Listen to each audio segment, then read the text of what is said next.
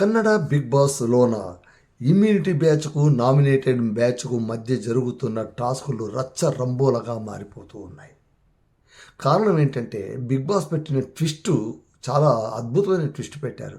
Nomination బ్యాచ్కు immunity బ్యాచ్కు మధ్య, అంటే already nominate అయ్యి సేఫ్ అయిన వాళ్ళ బ్యాచ్ మధ్య జరిగే పోరాటంలోన ఏ బ్యాచ్ అయితే గెలుసు, ఒకవేళ నామినేషన్ బ్యాచ్ విన్ అయితే కనుక అందులో నుంచి ఒకరు సేఫ్ అయి ఆ బ్యాచ్కి వెళ్ళిపోతారు, అంటే సేఫ్ అయిన బ్యాచ్కి వెళ్ళిపోతారు. అక్కడి నుంచి ఒకరిని నేరుగా నామినేట్ చేస్తే వాళ్ళు నామినేషన్ బ్యాచ్కి వస్తారు, అంటే స్వైప్ అవుతూ ఉంటారనమాట. సో ఫస్ట్ టైం నిన్న ఒకటి చేసిన తర్వాత ఎవరు స్వైప్ కావాలి అనే చోట భారీగా పోరాటం జరిగిందనమాట. ఇక్కడ ఏంటంటే దురదృష్టం ఏంటంటే ఏకగ్రీవం అనే పదానికి అర్థమే లేకుండా పోయింది. బహుశా బిగ్ బాస్ ఇవన్నీ ఆలోచించే ట్విస్టుగా ఒమ్మతదిందా, అంటే ఏకాభిప్రాయంతో మీరు నిర్ణయాలు తీసుకోవాలి అని చెప్పారు. ఏకాభిప్రాయము అనేటువంటి మాటను బిగ్ బాస్ డిక్షనరీలోన అపహాస్యం చేసిన మొట్టమొదటి వ్యక్తి గిల్లీ నట గతంలోన ఈ ఎపిసోడ్ జరిగేటప్పుడు స్టూడెంట్ ఆఫ్ ది వీక్గా రషికను చేయాలి అన్నప్పుడు కుదరదు నేనవుతాను అని చెప్పి 6 ఒకవైపు ఉంటే తానొక్కటే ఒకవైపు ఉండి ఆ ప్లాన్ మొత్తం కూడా అట్టర్ ఫ్లాప్ చేసేసి తాను గెలిచాడు. అక్కడి నుంచి అందరూ అదే బాటలోకి వెళుతుంటారు. అందరూ ఇదే బాటలో చూడండి, అది క్యాన్సర్ అయిపోయింది. ఆ తర్వాత రషికకు లెటర్లు ఎవరికి దక్కాలి అని ఏకాభిప్రాయంతో పోరాడాలి అన్నప్పుడు అక్కడ అశ్విని, ఆ తర్వాత స్పందన, వీళ్ళిద్దరూ పట్టుబట్టి మరి రక్షితకు ఎట్టి పరిస్థితుల్లోనూ ఉత్తరం ఇవ్వరాదు అని పట్టుబట్టడంతో అది ఎవ్వరికీ రాకుండా నల్లన్ వైడ్ అయిపోయింది. అట్లా ఆ టాస్క్ ఫెయిల్ అయిపోయింది. అంటే ఏంటి, ఇప్పుడు ఏమైపోయిందంటే ఇంట్లోన ఏకాభిప్రాయం అనేది దాదాపు అసలు అసాధ్యం. బిగ్ బాస్ ఎంత తెలివైన వాడంటే ఖచ్చితంగా వీళ్ళు ఒకరు కొట్టుకు చేస్తారు, ఇది ఫుటేజ్ వస్తుంది అని చెప్పి మరి ఏకాభిప్రాయం అనేటువంటి రూల్ పెట్టాడు. ఇక్కడ చూడండి, నిన్న టాస్క్ గెలిచినప్పుడు వాళ్ళు ఇంకా రెండో టాస్క్ గెలిచినప్పుడు వాళ్ళ మధ్య ఇది వచ్చింది. మొదటి టాస్క్ గెలిచినప్పుడేమో స్వైప్ అంటే దూరేది కొట్టేది దాంట్లోన నామినేటెడ్ బ్యాచ్ గెలుస్తుంది. నామినేటెడ్ బ్యాచ్ గెలిచినప్పుడు రాశిక అడుగుతుంది నేను వెళ్ళాలనుకుంటున్నాను అంటే కనుక దాన్ని కాదని పక్కన పెట్టేసి లేదు అలా చేయడానికి వీల్లేదు, ఎందుకు అంటే స్ట్రాంగ్ ఉన్న వాళ్ళు వెళ్ళడానికి వీల్లేదు, అది ఇది అని చెప్పి చేసేస్తారు అన్నమాట. చేస్తే అప్పుడు రసిక చాలా ఆవేశపడిపోతుంది.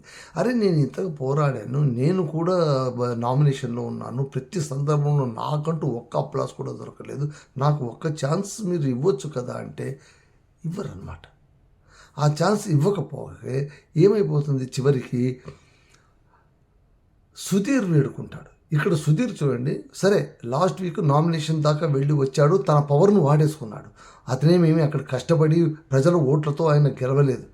సరే వెళ్ళేది చంద్రప్రభ ఆయన చివరిలో తేలినా కూడా ఆయన ఏమి వెళ్ళలేదు ఆయన. సో ఎట్టి పరిస్థితి కాక్రోచ్ సుధీర్ అడుగుతున్నాడు, నాకు అవకాశం ఇవ్వండి, నేను పోయినసారి పోయి వాపసు వచ్చాను, ఈసారి నేను ఖచ్చితంగా వెళ్ళిపోతాను, ఎలాగైనా నన్ను సేఫ్ చేయండి అని.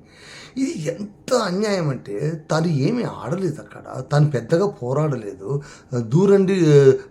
దూరండి కొట్టండి టాస్క్లోన అసలు ఒక్కసారి కాదు 2 సార్లు ధృవంతు, ఆ తర్వాత కాక్రోచ్ సుధీర్ 2 సార్లు వాళ్ళు ఫెయిల్ అయిపోయారు. అమ్మాయిలు పోరాడి గెలుచుకున్నారు ఆ టాస్క్ను. గెలిచిన వాళ్ళకు నయా పైసంత విలువ కూడా ఇవ్వకుండా నేను పోతాను అంటే అది ఏ ఊరి లెక్క? అక్కడ అందరూ ఒప్పేసుకుంటారు. అందరూ ఒప్పేసుకున్నప్పుడు అక్కడ మళ్ళీ ఏంటంటే కనుక రషిక చెప్తుంది, నేను వెళ్తాను ఎంత వేడుకున్నా కూడా అందరూ కూడా ఏకాభిప్రాయ సాధన కాబట్టి ఖచ్చితంగా సుధీర్ని పంపించేద్దాము. సరే ఇంకేం చేస్తారు, ఇంకా సుధీర్ని ఒప్పేసుకుంటారు. అవతల నుంచి ఎవరు స్వాప్ చేయాలి అన్నప్పుడు అక్కడ కూడా రఘున ఇప్పుడు ఆయన ఏంటంటే కనుక బాగా పోరాడుతున్నాడు, స్ట్రాంగ్ ప్లేయరు. అక్కడి నుంచి స్ట్రాంగ్ ప్లేయర్ని మనం పీక్కోగలిగితే మన టీం స్ట్రెంత్ అవుతుంది అనేది వీళ్ళది. ఇక్కడ 2 మీమాంసాలు. టాస్క్ పరంగా చూడాలన్నా, వీక్ క్యాండిడేటా స్ట్రాంగ్ క్యాండిడేటా అనేది చూడాలన్నా. ఇప్పుడు ఫర్ ఎగ్జాంపుల్ ఇప్పుడు ఇదే విషయంగా చివరికి రఘుని స్వాప్ చేస్తారు, అది వేరే మాట. అది అక్కడ ఏంటి, రక్షిత మాట నిలుస్తుంది. రక్షిత మాట ఏంటంటే ఇక్కడ ఎంత దురదృష్టం అంటే, okay Rakshita she strong enough, ఆమెకు రిజర్వేషన్స్ ఉన్నాయి. రషిక, ఆ తర్వాత ఈమె ఎవరు అశ్విని, ఆ తర్వాత జాన్వి, వీళ్ళందరూ కూడా రిషా, వీళ్ళందరూ కూడా తనకు శత్రువులు అన్న విషయం తెలుసు తనకు. కానీ తను నామినేషన్ బ్యాచ్లో ఉంది. నామినేషన్ బ్యాచ్లో ఉంటూ స్వపక్షంలో విపక్షంలాగా, అంటే అధికారంలోనే అపోజిషన్ పార్టీ లాగా ఆమె వ్యవహరిస్తున్న తీరు నిజంగా కూడా ఓకే. అంటే నాకు కొన్ని విషయాలు మీరు ఎన్నైనా చెప్పండి, రక్షిత బాగా ఆడుతుంది లేదని నేను చెప్పను. ఆమె ముగ్ధురాలు, ఆమెకు ఓటు బ్యాంకు కూడా అద్భుతంగా ఉంది. అయితే మీరు ఒకటి గమనించండి, అభ్యర్థులకు తమ ఓటు బ్యాంకు ఉంది కదా అని గర్వంతో ఎప్పుడు మాట్లాడకూడదు. ఇవాళ నేను అబ్జర్వ్ చేశాను, ఇవాళ రఘును నామినేట్ చేసిన తర్వాత, రఘును స్వాప్ చేసిన తర్వాత, రఘు మాట్లాడకుండా అక్కడ గిల్లి ఆమెను మళ్ళీ రేగిస్తాడు. గిల్లి ఏమంటారంటే, రఘు సార్ని మంచోడు అని చెప్పి ఆయన్ని నామినేషన్ చేస్తావు కదా, బయట పంపించడానికి రెడీ అయిపోయావు కదా నువ్వు అంటే, లేదు ఆయన బయటికి పోడు, ఆయనకు ఓట్లు పడతాయి, నా ఫ్యాన్స్ కూడా ఓట్లు వేస్తారు, నా ఫ్యాన్స్ ఓట్లు వేస్తారన్న మాట రక్షిత నోటు పెట్టి వచ్చిందంటే మీరు ఆలోచించండి. This is somewhat dangerous. నాకు అనిపించింది, రక్షిత అంటే నాకు ఇష్టం, నేను లేదని చెప్పను, బట్ ఈ తరపు ఒకడలు ఏ అభ్యర్థికి కూడా మంచిది కాదు. నేను నామినేట్ చేసినా కూడా నా ఫ్యాన్స్ ఆయన్ని గెలిపించుకోవటం. అక్కడ గిల్లి అంటాడు, ఆయనకి ఎందుకు ఓట్లు వేస్తారు, నీకేస్తారు కానీ ఆయనకి లేదు నాకు వేస్తారు, ఆయనకు వేస్తారు అని ఆమె చాలా కరాఖండిగా చెప్తుంది. సో మొదటిసారి ఆ టాస్క్ గెలిచినా కూడా ఏకాభిప్రాయం, చివరికి ఎట్లా ఒకట్లా ఏకాభిప్రాయం రావాలి అని చెప్పి అశ్విని ఇందులో 100% ప్రయత్నిస్తుంది. ఏకాభిప్రాయం రావాలి అని చివరికి ఏం చేస్తారంటే రఘుని యువతలు తెచ్చుకుంటారు. రఘు కూడా కొంచెం స్ట్రాంగ్ క్యాండిడేటే కాబట్టి రఘుని తెచ్చుకుంటారు, సుధీర్ని అవతలు పంపించేస్తారు. సుధీర్ మళ్ళీ నక్క తోక తొక్కినట్టు ఏ ఆట ఆడుకున్నా కేవలం నోటి మాటతోన అవతలకు వెళ్ళిన వ్యక్తి ఎవరైనా ఉన్నారంటే సుధీర్. అది కూడా వేడుకొని వెళ్ళాడు. ఇది నాకు ఎందుకు నచ్చలేదు, ఇట్స్ నాట్ ఫేర్. ఇంత జరిగిన తర్వాత రఘుని ఎందుకు నామినేట్ చేశావు అన్న విషయంగా రక్షితకు పలు క్వశ్చన్స్ అడుగుతారు. ఆయన ఎందుకు నామినేట్ చేశావు, ఆయన బాగా ఆడుతున్నాడు. ఈమె చెప్పే కారణం ఏంటంటే ఆయన ఆల్రెడీ ఆయనకు క్యాప్టెన్షిప్ వచ్చేసింది, ఆయనకి కిచెన్ చెప్పాలని వచ్చేసింది, ఆయనకు రావాల్సినవన్నీ వచ్చేసాయి కాబట్టి ఆయన నామినేట్ చేస్తానంటే ఇది ఏ ఊరి న్యాయం? అంటే అన్నీ వచ్చేసాయి కాబట్టి ఇంక నువ్వు ఇంటికి వెళ్ళిపోమని చెప్పినట్టే కదా. సో ఇది కొంచెం జీర్ణించుకోలేదు. అంటే ఏంటి, ప్రాపర్ రీజన్ ఇవ్వడానికి వాళ్ళకు వీళ్ళు అభికి ఏం చెప్తారంటే, మొదటి నుంచి కూడా అతను సరిగ్గా కనిపించలేదు, ఈ మధ్య ఏదో కొంచెం అటు ఇటుగా కనిపిస్తున్నాడు కానీ పెద్దగా ఆయన ఆడేది లేదని చెప్పి ఆయన మనం తీసుకుంటే ఏమవుతుంది, మా బ్యాచ్ స్ట్రాంగ్ అవుతుంది, అవతల బ్యాచ్ వీక్ అవుతుంది. ఎందుకంటే అవతల బ్యాచ్ వాళ్లకు 2 సార్లు అబ్బాయిలే గెలుస్తారు, గెలిచిన 2 సార్లు కూడా అభినే తీసుకుంటాడు, దాన్ని అభినే స్టిక్ తీసుకుంటాడు, హాకీ స్టిక్. సో ఈ ప్రకారంగా అక్కడ అభి స్ట్రాంగ్గా ప్లే అవుతున్నాడు, ఇక్కడ రషిక స్ట్రాంగ్గా ప్లే అవుతుంది. వీళ్ళిద్దరే స్ట్రాంగ్గా ఆడింది ఆ ఆటలోన, అదైతే వాస్తవం, 100% వాస్తవం, దాన్ని ఎవరు కాదని నేను సత్యం. సో అక్కడ ఏంటంటే రఘుని స్వైప్ చేసేసుకుంటారు. నెక్స్ట్ టాక్ స్టార్ట్ అవుతుంది. అక్కడే రక్షిత పైన అందరూ అగ్గి మీద గుగ్గిలం అవుతారు. ఏకాభిప్రాయం నేను కాను.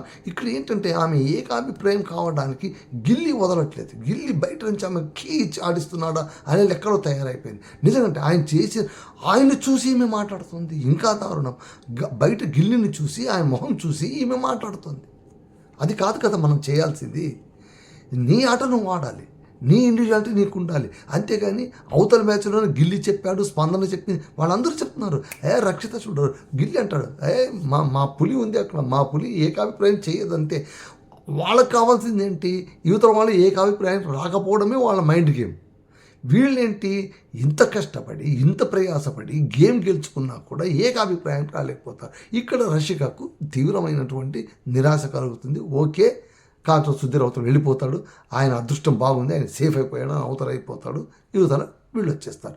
ఇంకొకటి మీరు గమనించండి, కాకపోతే సుధీర్ అవతల వెళ్ళాడు, పొరపాటున అవతల బ్యాచ్ గెలిచింది అనుకోండి, అవతల బ్యాచ్ గెలిస్తే ఏమైపోతుంది, ఒకరిని స్వాప్ చేసుకోవచ్చు, వాళ్ళు కూడా స్వాప్ చేసుకోవచ్చు, యువతల స్వాప్ చేసుకోవచ్చు. అప్పుడు కాకపోతే సుధీర్ని స్వాప్ చేస్తే ఇదే మాట ధ్రువంత్ అంటాడు, అవును నెక్స్ట్ టైం వాళ్ళు గెలిచినప్పుడు వాళ్ళు స్వాప్ చేయొచ్చు కదా, ఆ విషయం మీరు ఎందుకు ఆలోచించట్లేదని. తర్వాత టాస్క్ మొదలవుతుంది. ఇక్కడైనా కలిసికట్టుగా ఆడదామంటే అదృష్టం బాగుండి ఈ సెకండ్ టాస్క్ ఏంటంటే కనుక తాడు పట్టుకుని నిలబడి ఉంటే కనుక చెక్క దిమ్మలు ఒకదానిపైన ఒకటి 8 పెట్టాలి. 8 వరుసగా పెట్టిన తర్వాత 10 సెకండ్ల పాటు ఎవరైతే నిలబెట్టి ఉంటుందో, ఏ టీం అయితే నిలబెడుతుందో 20 నిమిషాల్లోపు ఆ టీం గెలిచినట్టని లెక్క. ఈ దానిలో కూడా మళ్ళీ గిల్లి ఆడతాడు, కావ్య ఆడుతుంది, స్పందన ఆడతారు. వీళ్ళందరూ ఆడతారు. అవగాహన రూపంతో వాళ్ళకి ఆట సరిగ్గా వర్కౌట్ కాకను ఆ ఆట వాళ్ళు ఓడిపోతారు దారుణంగా. అందరూ సక్సెస్ అయ్యింది మళ్ళీ అశ్విని, ఆ తర్వాత వీళ్ళందరూ కలిసి సక్సెస్ అయిపోతారు. రషిక వీళ్ళందరూ సక్సెస్ అయిపోతారు. సక్సెస్ అయిన తర్వాత అగైన్ మళ్ళీ ఏకాభిప్రాయం. ఇక్కడ ఇంకా రచ్చ జరుగుతుంది. ఇక్కడ కూడా ఆమె తన మాట విన్నదే. ఎవరి మాట విన్నది? అక్కడికి వాళ్ళు అంటారు, అమ్మ తల్లి నీ మనసులో ఎవరున్నారో చెప్పేసి. అక్కడ రఘు ఒక మాట చెప్తాడు. ఇప్పుడు చూడండి, నా మనసులో మాట ఒకటి చెప్తున్నాను. ఇక్కడ 2, ఒకటి టాస్క్ పరంగా చూడాలన్నా లేకుంటే వీక్ పరంగా ఇక్కడ ఏంటంటే ఆల్రెడీ కావ్య వచ్చేసారి పురుగు వదిలింటుంది. ఇక్కడ రక్షిత తాను సొంతంగా ఆడట్లేదు. గిల్లి చెప్పినట్టన్నా వింటుంది, లేకుంటే కావ్య చెప్పినట్టనే వింటుంది. ఇక్కడ కావ్య చెప్పినట్టు వింది ఖచ్చితంగా. కావ్య ఏమని చెప్పింది, నువ్వు రఘుని ఎందుకు నామినేట్ చేశావు? రఘుని, అవును నాకు తప్పు నిజమే, రఘుని ఆయనకు కిచెన్ అంటే ఆయన అంటే ఇప్పుడు అభిని లేకుంటే రఘుని అని అన్నారు కాబట్టి నేను అభిని సేవ్ చేయాలని రఘుని చేశాను. అంటే ఇప్పుడు ఒకరిని సేవ్ చేయడానికి పోయి ఇంకొకరిని నామినేట్ చేసావు, నెంబర్ 1. ఇంకొకటి, అభిని ఇప్పుడు నువ్వు ఎవరిని నామినేట్ చేయాలి? స్ట్రాంగ్గా ఉన్నవాడిని. ఆయన స్ట్రాంగ్ కాబట్టి ఆయన నామినేట్ చేశాను అన్నావు. ఆయన కిచెన్ చెప్పాలి వచ్చింది, అవన్నీ వచ్చేసాయి కాబట్టి నేను నామినేట్ చేశాను అన్నావు. ఇది తప్పు కదా. ఇది ఎవరు స్ట్రాంగ్గా ఉంటే వాళ్ళు ఇంట్లో ఉండాలి, ఎవరు వీక్గా ఉంటే వాళ్ళు కదా బయటికి పోవాల్సింది. నీ లెక్కలో రఘు స్ట్రాంగ్ అని నువ్వే అంటున్నావు. మరి స్ట్రాంగ్గా ఉన్న వాళ్ళని నామినేట్ చేస్తారా లేకుంటే వీక్గా ఉన్న వాళ్ళని నామినేట్ చేస్తారా? నువ్వే ఆలోచించుకో. ఇప్పుడు అభిని అంటే ఒకసారి ఏమో ఏకాభిప్రాయానికి విలువనిచ్చావు, ఇంకొకసారి ఏమో నా మాటే చెల్లుబాటు కావాలన్నావు. ఇవన్నీ బయట చూస్తుంటారు, తెలివిగా నిర్ణయం తీసుకో అని కావ్య చెప్తుంది. కావ్య చెప్పింది బుర్రలో ఎక్కించుకున్న రక్షిత ఈసారి వీళ్ళు ఏం చేస్తారు, పోయినసారి వాడు సుధీర్ వెళ్ళిపోయాడు, ఈసారి మనం ఏం చేద్దామంటే రషికని పంపించేద్దాం. రషిక మళ్ళీ ఈసారి మొదటిసారి అని చెప్తుంది, నన్ను పంపించలేదు కాబట్టి నేను ఆడను, నేను ఏ గేమ్ ఆడని వార్నింగ్ ఇస్తుంది. ఎందుకంటే రషిక ఆడకపోతే గేములు నడవని పరిస్థితి ఆ టీంలోన, అంత అద్భుతంగా ఆడుతుంది ఆమె. సో ఇక్కడ ఏం చేస్తానంటే రషిక మళ్ళీ చెప్తుంది, ఈసారన్నా నాకు ఛాన్స్ ఇవ్వకపోతే నేను ఆడంతే, మీరు ఏం చేసుకుంటారో చేసుకోకపోతే గట్టిగా గొడవలు అవుతాయి. గొడవలు అయిన తర్వాత అందరూ ఏకాభిప్రాయం, మిగిలిన వాళ్ళందరూ ఏకాభిప్రాయానికి వచ్చి రషికను పంపించాలని. అక్కడ ఈమె కూడా ఒప్పుకుంటుంది. ఇక్కడ ఏం చెప్తుంది, మేము టాస్క్ కథ కానే కాదు, ఇక్కడ నామినేషన్ కదా అని అంటుంది. ఎవరు? రక్షిత ఆ పాయింట్ మొదలుపెట్టింది. ఆ పాయింట్ చెప్పింది ఎవరు? కావ్య రక్షితకు చెప్పింది. కావ్య రక్షితకు చెప్పిన పాయింట్ని రక్షిత ఇక్కడ తీసుకొని వచ్చి ఏం చెప్తుందంటే, వీక్గా ఉన్నవాళ్ళు కదా వెళ్ళాల్సింది, స్ట్రాంగ్గా ఉన్నవాళ్ళు కాదు కదా, అందుకోసమే నేను స్ట్రాంగ్గా ఉన్నవాళ్ళు కాదు వీక్గా ఉన్నవాళ్ళని నామినేట్ చేద్దాము, స్పందనను తీసుకొని వద్దాము అని. వీళ్ళేమంటారు, వెళ్ళేవాళ్ళేమో రషిక పెడుతుంది అమ్మాయిల తరఫున. అసలు అమ్మాయిల తరఫున బాగా ఆడిది ఒక రషిక అనుకుంటే ఆమె వెళ్ళిపోతుంది. బాగా ఆడనటువంటి స్పందన, ఆమె ఏ ఆట సరిగ్గా ఆడదు, ఆమెను తీసుకుని మేము ఓడిపోవాలన్నా, మేము గెలవడం కూడా ముఖ్యం కదా, నామినేట్ చేయడం ఎంత ముఖ్యమో గెలిస్తేనే కదా మనకు నామినేషన్ చేసే ఛాన్స్ దొరికేది అని వీళ్ళ బాధ. ఇక్కడ చూడండి, బాగా ఆడితే టాస్క్ గెలుస్తారు. టాస్క్ గెలిచిన వాళ్ళని సరిగ్గా మీరు అవతల వైపు సేవ్ చేయకపోతే వాళ్ళు ఆడరు. అంటే స్ట్రాంగ్గా ఉన్నవాళ్ళు ఆడతారు, స్ట్రాంగ్గా ఉన్నవాళ్ళని నేను సేవ్ చేయనంటే వాడు ఎందుకు ఆడతాడు? వాడు ఖచ్చితంగా ఆడాడు. ఇక్కడ మళ్ళీ పెద్ద ఎత్తున దాదాపు 5-6 నిమిషాల పాటు ప్రతిష్టంభన కొనసాగిన తర్వాత అందరూ కూడా రషికకు మధ్య గొడవ జరుగుతుంది, ఆ తర్వాత జాన్వికి అశ్వినికి మధ్య గొడవ జరుగుతుంది, ఆ తర్వాత ధ్రువంత్ అంత గట్టిగా మాట్లాడేవాడు తాను సైలెంట్ అయిపోయాడు. పోనీ ఏమైతుంది కానిలే అని తాను సైలెంట్ అయిపోయాడు. సో ఇక్కడ మళ్ళీ రఘు అందరికీ చెప్తాడు, నా మాట వినండి, ఏకాభిప్రాయానికి రండి రండి రండి రండి అంటే అస్సలు వినరే. రక్షిత నేను విన్నాను అంటుంది. నేను విన్నాను, అభిని సేఫ్ చేయాల్సిందే, అభి ఇక్కడ రావడానికి నేను ఒప్పుకోను. వాళ్ళు ఏమంటారంటే, రషిక నీవు అభి సేఫ్ కావాలి, నువ్వు ఇక్కడ నుంచి రషిక వెళ్ళాలి, అక్కడ నుంచి స్పందన రావాలంటున్నావు కదా, 2 నీ లెక్క ప్రకారం జరగదు, 1 నీ లెక్క ప్రకారం జరుగుతుంది. ఇక్కడ రషికని సేఫ్ చేద్దాం అనుకుంటున్నావు కదా, రషికని సేఫ్ చేసి, కానీ అక్కడి నుంచి స్పందననో లేకుంటే అభినో అనేది నీవు మా మాట కూడా వినాలి, ప్రతిసారి మీ మాట వినాలని కాదు, ఏకాభిప్రాయం అనే ఒక ఆయుధం ఉంది కదా అని నువ్వు నీ ఇష్టం వచ్చినట్టు వ్యవహరిస్తే కుదరదు రక్షిత అని ఎంత చెప్పినా కూడా ఆమె మొండి పట్టి నో అని చెప్తుంది. రషిక కూడా నో అని చెప్తుంది. రషికకు రిషాకు మధ్య పెద్ద ఎత్తున గొడవ జరుగుతుంది. దీంతో ఏమైపోతుంది, ఏకాభిప్రాయం వాళ్ళు రారు. ఈసారి చేతులు ఎత్తేస్తుంది అశ్విని. అందరూ చేతులు ఎత్తేస్తారు. ఎంత దురదృష్టం చూడండి. ఆట గెలుచుకున్నా కూడా నామినేషన్ చేసే పవర్ కోల్పోయింది నామినేటెడ్ బ్యాచ్.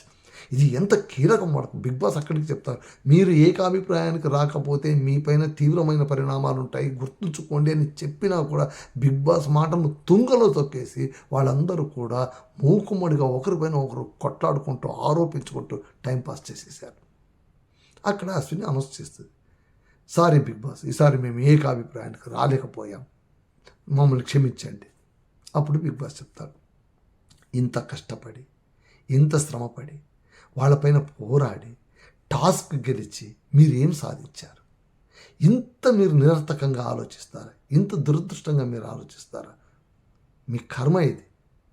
సరే, వీళ్ళు ఏకాభిప్రాయానికి రాకపోవడం వల్ల వీళ్ళు ఆ హక్కును కోల్పోయారు అని చెప్పి అక్కడితో ఊరుకోలేదు. ఇప్పుడు గెలిచిన సేఫ్గా ఉన్న టాస్క్ వాళ్ళు ఏకాభిప్రాయంతో ఒకరిని నేరుగా నామినేట్ చేయాలి.